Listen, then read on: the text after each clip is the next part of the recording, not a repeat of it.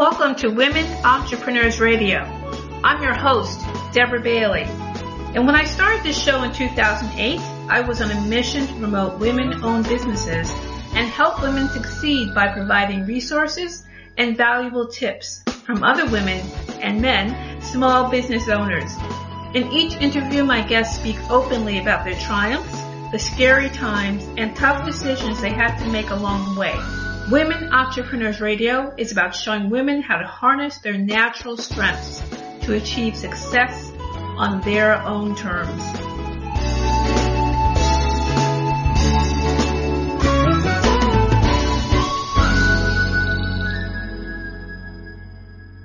Hi everyone, welcome to Women Entrepreneurs Radio with your host Deborah Bailey. And I'm so glad that you could join us today. And if you're listening to this show on Podomatic, you can also hear it on iTunes, on iHeartRadio, on Spotify. It's on YouTube. There's many platforms where the show is available. You can go to womenentrepreneursecrets.com and click on podcasts in the menu.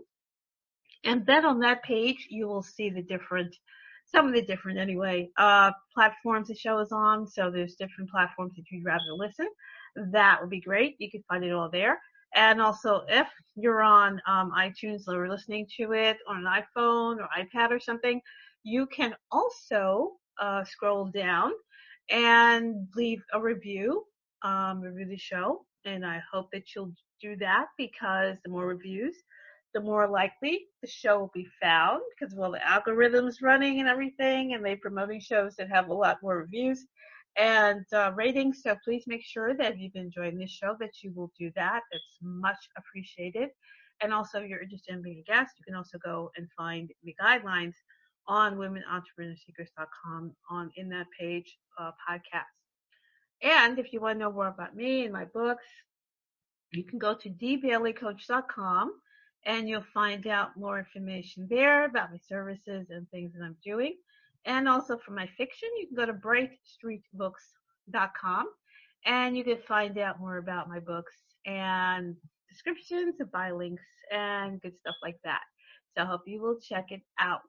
And I'm going to introduce another author, and I definitely wanted to have her on the show after I saw one of her books mentioned online, and I really enjoy talking to other authors. So this is going to be a conversation I've been looking forward to. And if you're someone who's looking into the genre that she writes in, or you just are interested yourself in the process, I think this will be a great show for you. So Faye Snowden is the author of 3 published mysteries with Kensington: Spiral of Guilt in 1999, The Savior, 2003 and 2004, Fatal Justice, 2005 and 2006. She has published short stories and poems in various literary journals and small presses, including the African American Review, Calliope, Red Ochre Lit, Bay Area Poets Coalition, and Occam's Razor. A new book, A Killing Fire, by Flame Tree Press, made its debut in August 2019. Aside from her publications, she also managed 2 boys, a husband, 5 dogs, and 3 writing fellowships over the years. Today, Faye works and writes from her home in Northern California. Welcome to the show, Faye. Thank you, Deborah. Thanks for having me. I'm really glad that you could be here and share your books and your writing and what you're up to and what you're doing. So before we get into your latest book, can we talk a little bit about how you got started as a writer? Yes. You know what? I got started as a writer when I was very young. I did not have the greatest of childhoods. I grew up in the South, at a time when we were just, as a country, getting over the racism and I had to kind of grow up through all that. And plus we were extremely poor. And one of my escapes was to watch TV. So I watched a lot of TV. I am a total Star Trek junkie. Love Lieutenant Uhura. She was like my, just my idol. And then, Bewitched, I Dream of Jeannie, and then all these after school specials. That was me. And one thing that I kept getting frustrated with is that I never saw myself on the screen, or except for that Star Trek, that one character, Lieutenant Uhura. Mm-hmm. So, and then I didn't like the way, William Shatner, Captain Kirk, was treating her either. So what I did was I would make up stories in my head, and I would change all the stories to put, black people in it, or make the woman more, stronger than the man. And just, it was just my way of escaping. And so I come from a family of writers. My dad's a writer. My Aunt Ruby Goodwin was a writer in 1953 or 58. She wrote a book called It's Good to Be Black, and that type of thing. And then I just started natural. I think I got bitten by that same bug. And, and doing those two things, just, I started writing. I think I must have been about 10 or 11, and I haven't stopped. I mean, there were long periods where I haven't written, but it's always been on my mind and always with me. Mm-hmm. Yeah. Well, everything you said, my God.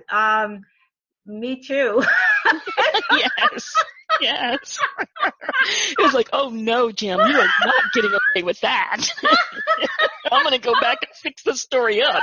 I should have sent it to Gene Roddenberry. Oh my God. You see, if we started this conversation before, we would still not be recording. Yeah. Because we'd be chatting about this. Yeah.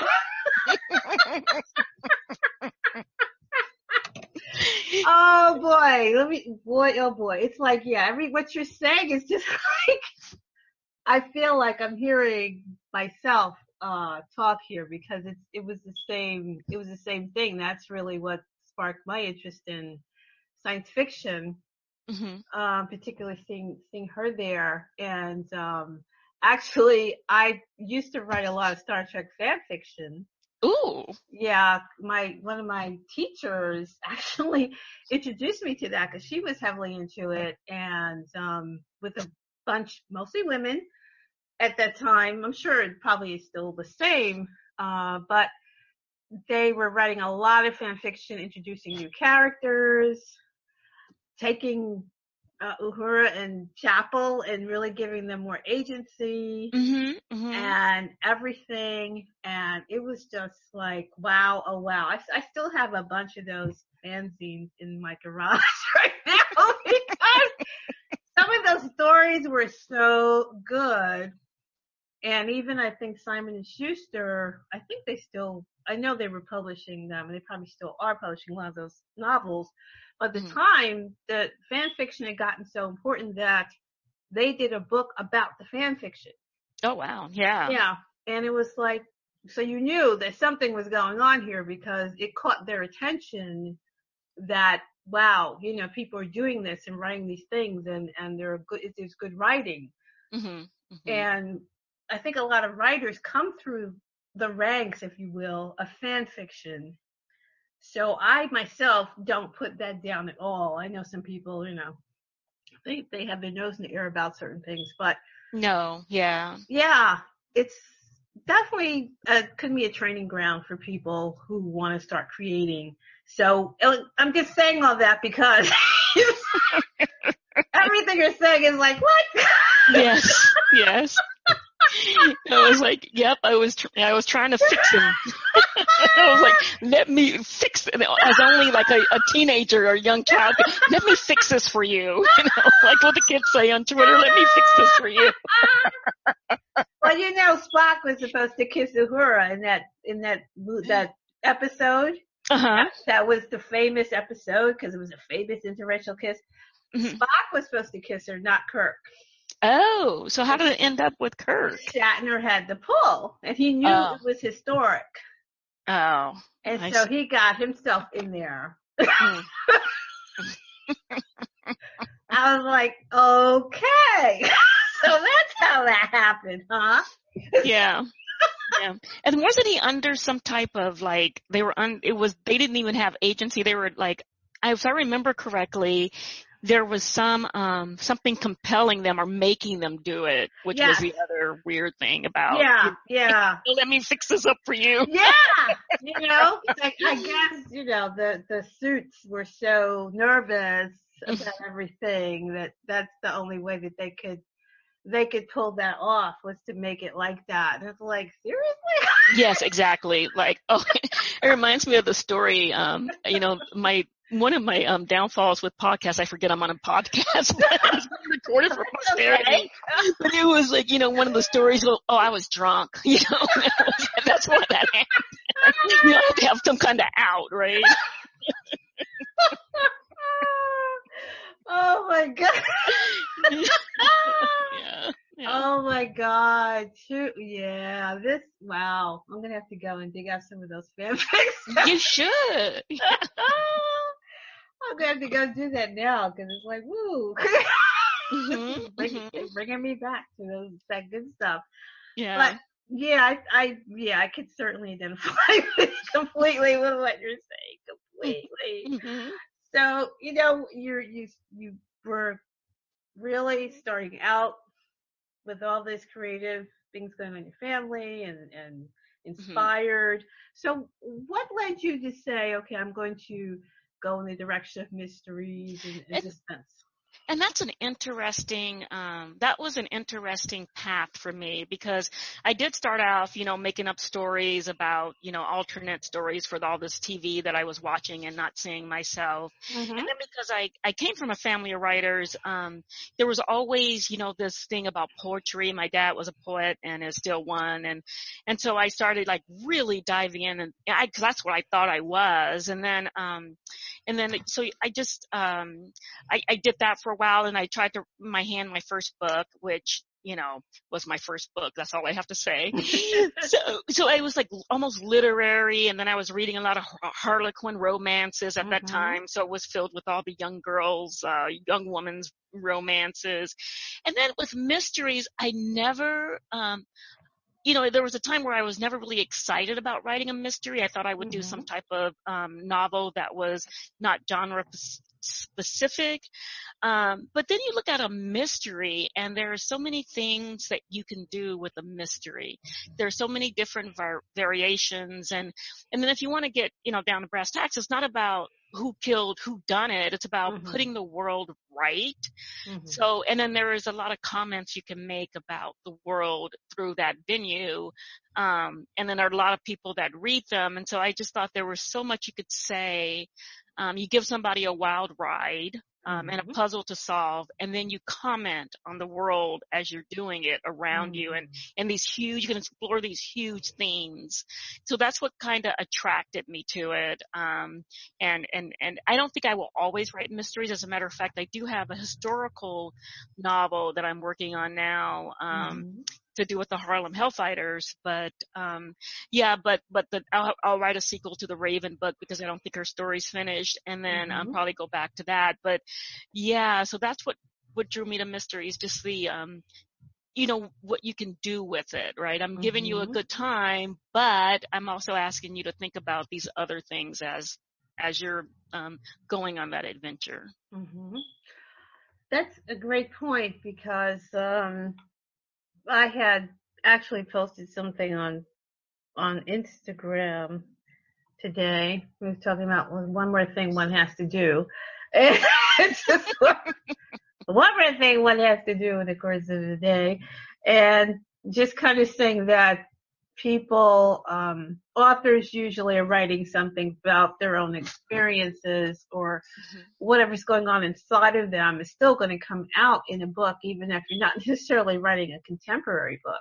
Correct. Yeah. Yeah.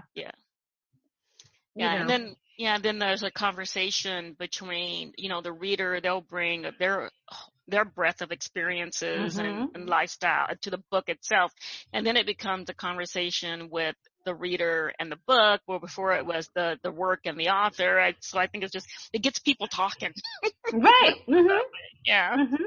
Yeah, that's true. That's a great point also, that it's not just the author's perspective, but it's also the reader and whatever perspective they have as well. Yeah. That's true. That's another part of the whole experience.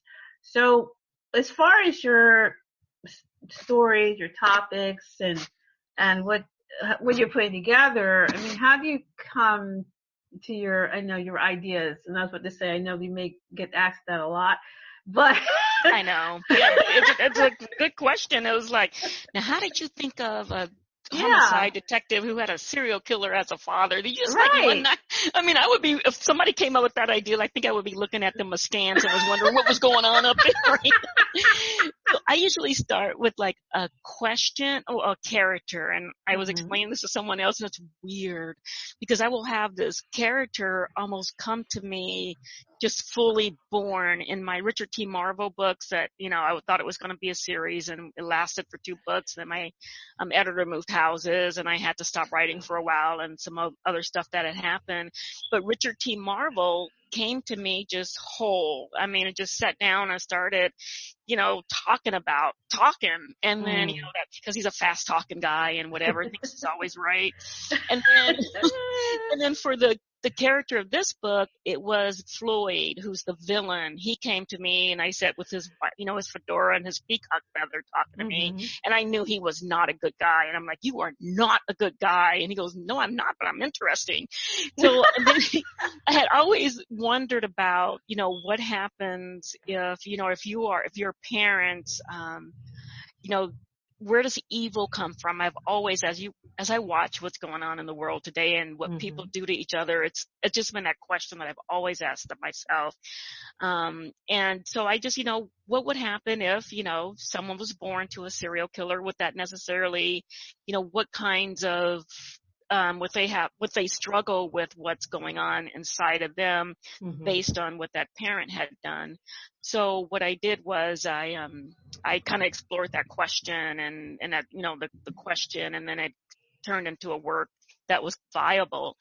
For Mhm. the Marvel books, I was asking myself, because I grew up in a bad neighborhood, drugs and addiction and all that stuff. And Mhm. the question I started with after that character came up, start fast talking in my ear, I said, what would happen if you had someone that you loved dearly, but they happened to be a heroin addict? Would you, if you could ensure their safety, just keep supplying the drug? And what would be, the morality surrounding that? Would that make you a bad person? And so I just started exploring that, and then that turned out to be a viable work in the first book, and then the characters kind of went on in the second. So it always starts with a character and a question. I marry those two things together, and then sometimes I don't have anything. Sometimes it's under my Mhm. bed. I write the first 50 pages, or my agent says, "Nah, Faye, no, we're not doing that." I'm like, really? But other times, it turns out, yeah, this is interesting. Let's do this. So, Oh my goodness. yeah. That's interesting, because I think that's one of the things that is so exciting and can sometimes be scary when the characters start to talk to you Mhm. and introduce themselves to you.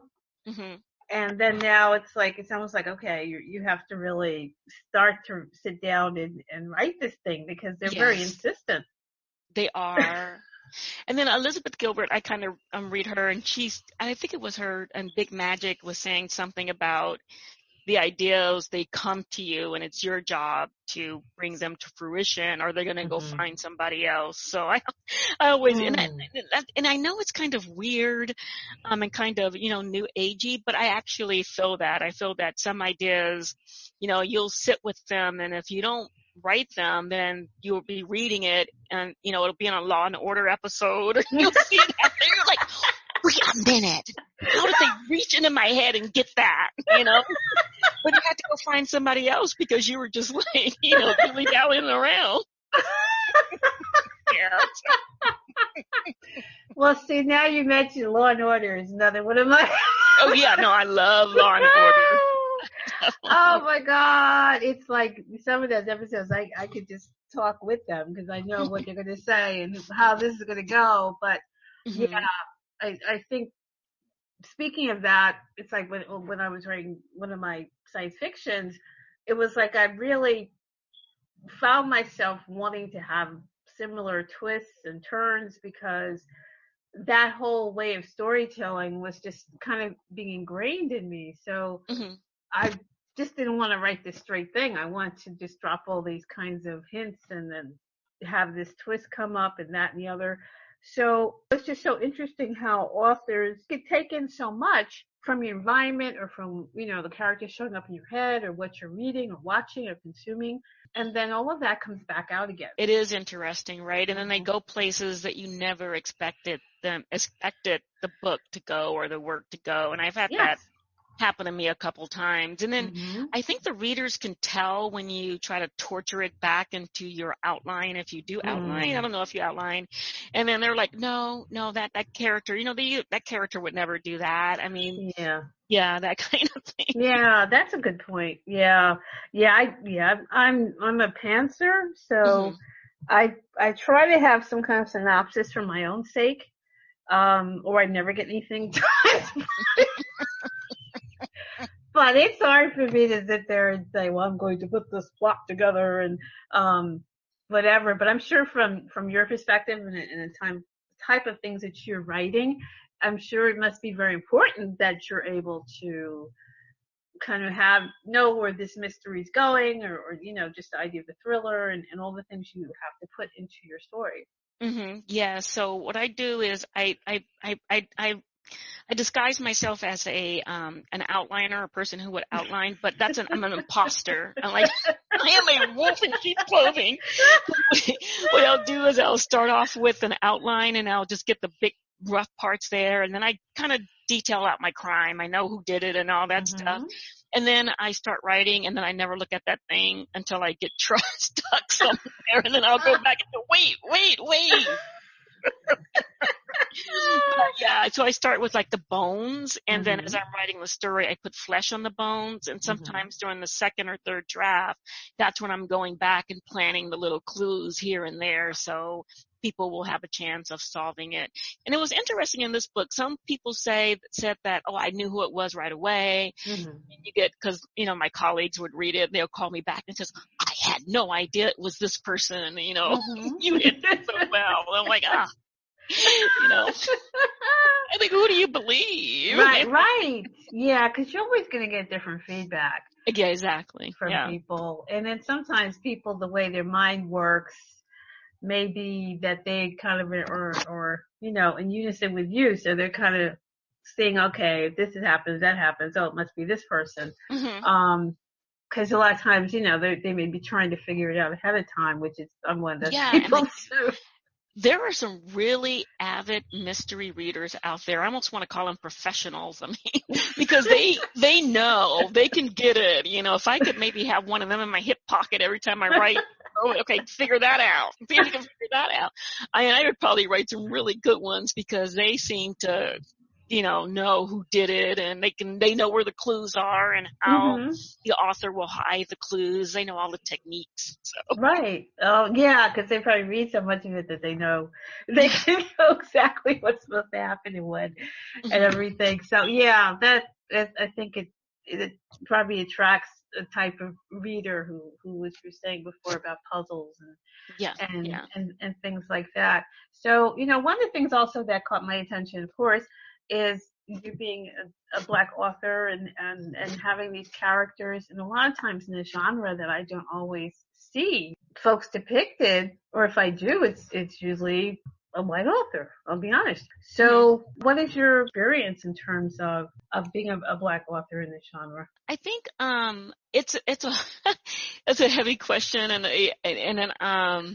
and that's my way of saying it. Sometimes it's almost like not a burden, but it is in a different experience. When you try to get work sold, or I'll give you an example. This was years and years and years ago. So but it kind of is it's an illustration of the way it is. I was sitting at a book signing with a whole bunch of other authors, and we were trying to sell each other's books. And for some reason, I was at one table with some other author's book, and another author was at their table. And then after we all got together after the end, one of the white authors just said, Faye, I tried so hard to sell your book. I tried so, but not one person would even look at it, or because it had this big buff black guy on the cover, and we were kind of in a section, I mean, in a part of town that was not a lot of diversity, but she just went on and on how about she couldn't sell one book, and that was it was, it made me feel like, 2 inches big, 2 inches tall, and so it's almost like I think it's harder for a Black author out there. It's harder to get an agent. It's harder to get your work sold. I mean, it took me, I want to say, at least 100, agents, keep trying to before I finally got an agent, and then my agent worked really hard before we finally got a publisher. And I would get these, people, and they were, I'm sure they were being honest and they were doing, the best they can. But the one thing that I couldn't understand, it was like, I can't relate to these characters. I can't, and that just, and I think that's part of it. So it's like, how do you relate? And then, where are you in the bookstore? Do they have a Black or a section in the bookstore? Right. Or, that type of thing. I think it's harder. I mean, I don't want to, I don't think you should stop if you're a Black author or any author with a diversity. You should keep trying. And but if you believe that you've written the best book you can and you think it's good based on your research and your reading of other authors, do not give up, because it's tough. Yeah, and I think from the conversations that I see on Twitter, some in particular, I was looking at some YA authors who were saying similar things, the frustrations of getting their books sold, and some questions that are asked about the experience that they're writing about. And they're like, I just want to write about people as human beings. Yeah, exactly. Having this experience and having these other cultural cues, but it's not going to fit into this small stereotypical box that some people think that they need to see every time. And then it's so interesting, Deborah. I mean, like, some people will think, I heard a phrase this morning, I don't know how woke I am, but they say just like, I'm really woke. I don't know, I don't know how you say that. How can you say I'm, I just because I said I can't relate to your characters and all this stuff, but like, what does that even mean? And then, I just had like a lot of that. And then after it got published, it got, very good reviews from the book. They did a book blog, got really good reviews from the book blog tour. And one person said to me that made me feel so good. I mean, he didn't even say the book was good. He just said, this is a rock solid mystery. And then he went on. And I said to myself, well, if it was a rock solid mystery, why did I have to move heaven and earth, me and my agent? Why did we have to move to get it done? It was just like all that stuff that led up to the publication was noise. And like, how many voices we're suppressing because of that noise? You know what I mean? Yes. Yeah, well, that's the thing. I'm self-publishing right now. And I said I'm writing in paranormal and fantasy, which is another place that I could say similar things. And it's just that right now, in my opinion, in publishing industry, and publishing does have an issue. It's been well noted. So we're not just talking out of our hat here. Yeah. It's been well noted that the gatekeepers of publishing they just kind of want to see the same thing over and over and over again. And that is frustrating a lot of people expressing some different types of stories. And for instance, when I went to a writers conference, some in New Jersey, I went to one in the spring, and one of these publishers now, and off the top of my head, I can't remember the publisher, one of the like mid-level publishers. She's like, that's what their readers are asking for. They want these diverse voices. They want that. So it's not that the readers don't want it, but you've got that wall between what the readers actually want or asking for, begging for, and folks who are still entrenched in old thinking. Yes. That is jamming up the author really trying to get their work out there and have it considered on its own merits. Yes. And so it's not unknown that this is a problem. Yeah, and I'm glad you mentioned gatekeepers, because I do feel that that's what we have. And even when I was publishing in 2009, 2010, way back then, I think there were more, they were gatekeepers, and it was solid. Even it was like the solid wall. But I think I'm in higher education. That's my day job. And we are going through a disruptive time period with the for-profit college, non-traditional learning, the question of whether or not a degree is even of value anymore.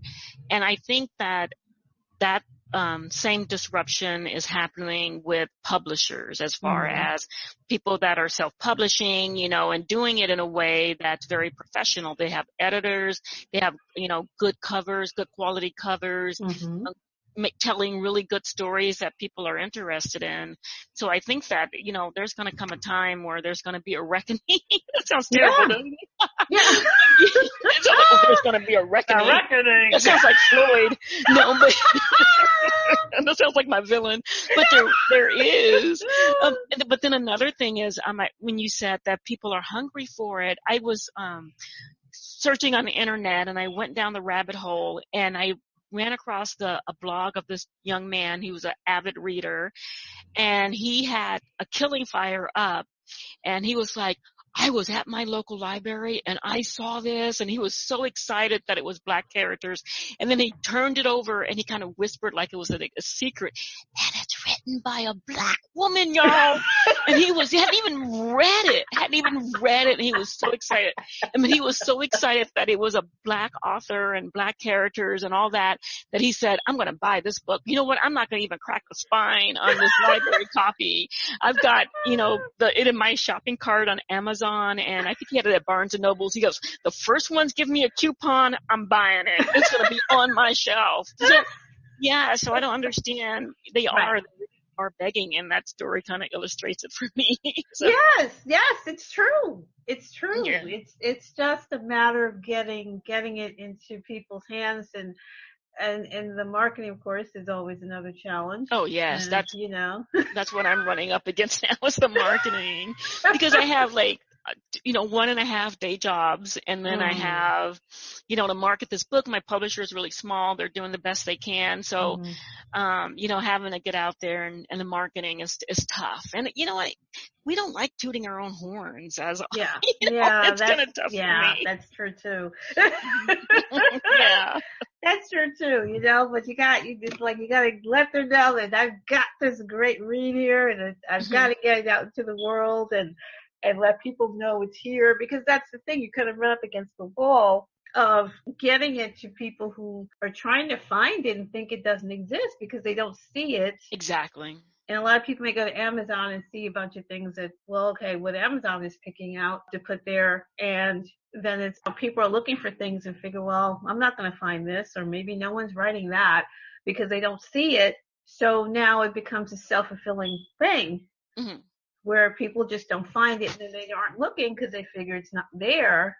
And then it's money, right? You've got to be able to supplement your publisher, especially a small publisher.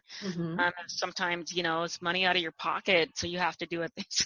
Yeah, that's the thing too, you know. So it's a lot of hustling, to really start to let people know that you're here. And definitely try to get them to talk about and tell other people that they know, and so that they can now go, oh, okay, now I could tell someone else. A lot of times that's the most basic marketing you could do. It's definitely the word of mouth and just letting people tell other people that. I know. I mean, I know my dad used to say, he used to do those chapbooks, those poetry books, and he used to say, Faye, I gave everybody I see, I always have one in my bag, and I just give them a book. Right. One time he told me, I'd give those things away like hotcakes. Oh my God. Exactly. Sometimes it comes down to just that. You just whip it out. Hey, I got this book. It comes down to what you have to do, because we a lot of times we depend so much online, but even that is hard pay for play as organic reach gets smaller and smaller, and then of course it goes to, well, now you got to spend money on ads. Well, who's got hundreds or thousands of dollars to try to compete with a big publisher or an author who's making those kinds of investments? It's that's kind of out of reach for a lot of people, if not most. Yeah. Yeah, you have to. Yeah. And then Hmm. that's another, once I'm done with this teaching this class and, I can get back at it. And then of course the time that you spend marketing, you're not writing. And so that's Right. especially with writers that do both, right? They have a day job and then they write. And then I have my kids, even though they're grown, they are adults, they still live at home. Hmm. Cause I have one boomerang and one hasn't left yet. So that he boomeranged back with a wife. Figure out how that works. No, I love little ones. Yeah. So they're like, oh, hi. yeah, We're back. yeah, he boomeranged back with a wife and a friend. So it was like anybody else in that clown car, No, I love a big house and lots of noise, and I've always have. Oh my God. Yeah, so then you have to make your space to, get your work done when it's time for you to do that. So. Exactly. Oh my God, it's so funny. But so what are you working on, and what will you be working on? Right now, I will be. I did get. I got a good ways on the Raven sequel, and then Raven. That idea was about what makes us the person that we finally become, right? Mm-hmm. So Raven it's going to be based on the elements. So it's going to be water, fire, earth, and air. The next one is going to be like water themed, and Raven is going to make a decision that's going to take her closer to the person that she will finally become. Is she going to become a productive member of society, or continue to be? She is right now a productive member of society, but she goes off the rails a little bit in the first book. Or will she become like this hardened criminal like her father? So it's like I'm just kind of watching her on her journey. Mm-hmm. And then I'm also working on a book that it's been in my heart for a long, long time. And sometimes writers are jealous of their own stories. And I think I'm like that writer. Like, I feel like if I let the story go, it's no longer mine. I don't want to give you that story. So it's a story about a Harlem Hellfighter, who is a hero, and he's lived in the South, and it's a time where, I want to kind of bring that whole thing about the soldiers that returned after World War I, what they were faced with once they came home. I just there's something in my bones telling me that needs to be written.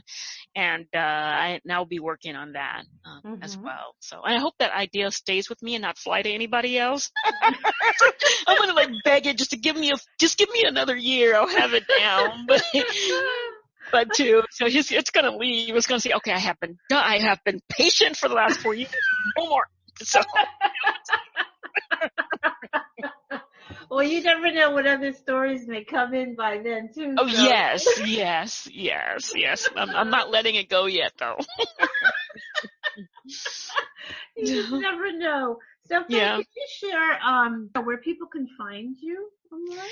Yes, I am on Twitter, and my handle on Twitter is Faye _Snowden, or I believe, Faye _Snowden. Let me find it real fast. I should have it off the top of my head. And then I'm on Facebook, and then I'm also on Instagram.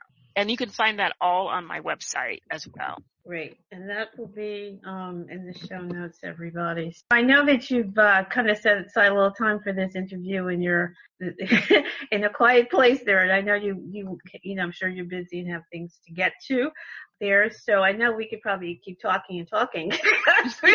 Yeah. We could. It was so interesting. I know, because when you get a chance to talk with another author about things, it's like, you try to get everything out there that you want to chat about. But you're going to be going to a conference or convention. Yes, I'm going to be going to Bucaran next week in Dallas. I think it's their 50th anniversary one. It's a really big one. Mm-hmm. I'm not going to be on any panels because I'm just kind of getting back into this writing thing after a long absence. I published in, I think, last 2010, and so it's been quite a while since I've published a book anyway. Mm-hmm. And then I'm going to go to Left Coast Crime, which is in San Diego. So I'll be there, but not on a panel there either, Mm-hmm. just kind of as a fan and a writer. Mm-hmm. And then, I have a book signing on November the 8th, and I believe it's at Books Inc. But it's November the 8th, and it's, at Books Inc. in, Northern Cal in the Bay Area, but I'll make sure it's on my website. So, Faye, this has really been a fantastic conversation. I am so glad I saw your book that Oh, time. thank you. And thanks for asking me. Yeah. Yeah, like I said, I just said, okay, I need to find out more about this author. I need to know what's going on here, what's she doing, and about her work. So I'm just so glad that we could connect and have this conversation. But Faye, before we wrap up, is there anything else that you would like to share or any final thoughts? No, just saying that I love what you're doing, and I'm so glad that there are people out there like you out there who've given us reaching out to the diverse authors and having a conversation with them. This is how we get the word out, and I'm just really appreciative of that. So that's the only thing. But and then if you are a writer, especially a diverse voice, or an own voice, just keep pushing. Don't give up, because we need diverse voices. And I remember, I think it was Toni Morrison who said it. I don't remember, but tell your story before somebody else tells it for you. Certainly. Publishing needs to hear from everyone. We need to hear everybody's stories because there's a lot that's lacking. Yes. Yeah, that's right. It's not just black and white. It's if you have a story that you believe is out there and you've written it, just go for it. Yeah, we need to see them. I think, as we were talking before, that the black and white issue is rather glaring, and for a lot of people have gone into the bookstores and noticed that little section all the black books in one section, and if anybody's ever not noticed that, check it out next time you're in a bookstore. Yeah, somebody told me that they didn't do it anymore, but they need to call my local bookstore and tell them, we're not doing that anymore, because they sure did have it. Exactly. Yeah. Yeah. And every single book from Street Lit to Toni Morrison is all in one shelf. Like, that's interesting. Yeah. So yeah, if you've never noticed that before, see if you see that in your local bookstore, and perhaps you can ask them why they're doing that. Why are you segregating books at this point? Yes. Ridiculous. So that's an issue. But I think as we're talking about it, it's an issue in a lot of ways, a lot of voices that really need to be heard. Yes. And stories we're missing out on, that we can only get them out there if we write them and we keep going and not give up, as you said. Yes, don't. Please. Definitely. Right? Yeah. So, please, I'm serious. Don't give up. Don't give up. You may feel like it, but just don't, because it's worthwhile. It really will be. Someone's out there waiting for what you have to say. Yes. Believe that. So, well, Faye, I want to thank you so much for joining me. This has been wonderful. Just so excited for what you're doing, and looking forward to what you're going to have next. Thank you so much. You are welcome. Great talking to you. Yes. All right, everyone. I know you enjoyed it. Please make sure you share this on social media. Share it with your friends.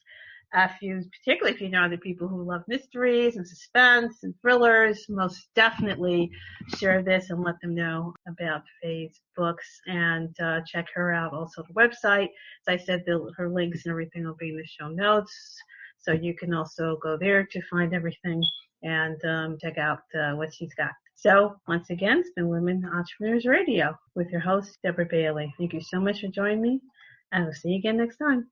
Bye-bye. Thanks for joining us. You can also join in the conversation on Facebook.com/Women Entrepreneurs and on the website, WomenEntrepreneursSecrets.com. And don't forget to listen in on dvcoach.podomatic.com and on iTunes.